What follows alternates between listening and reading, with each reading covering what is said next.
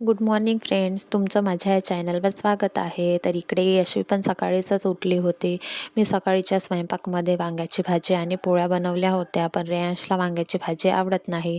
तर मग त्याला टिफिनमध्ये काय द्यायचं म्हणून मी त्याला तिखट मिठाचा पराठा बनवून दिला.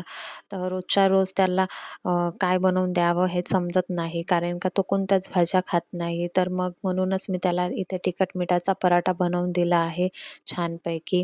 आणि त्याला तिखट मिठाचा पराठा खूप आवडतो, म्हणून मी त्याला त्याच्या नापसंतीची भाजी असली की तिखट मिठाचाच पराठा बनवून देते. त्याला व्हॅनपर्यंत सोडून दिल्यानंतर आम्ही इकडे घरी आलो आणि यशवीला पण जेवण दिले आणि यशवीची इकडे छान मस्ती सुरू आहे. आणि नंतर मी सर्व भांडे घासून घेतले आणि बेसिन पण साफ करून घेतलं. ते केल्यानंतर मग स कपडे होते तर कपडे धुवून वाळू टाकले. असाच होता आजचा सकाळचा दिवस. हा ब्लॉग आवडला असेल तर लाईक, शेअर आणि सबस्क्राईब करा. बाय.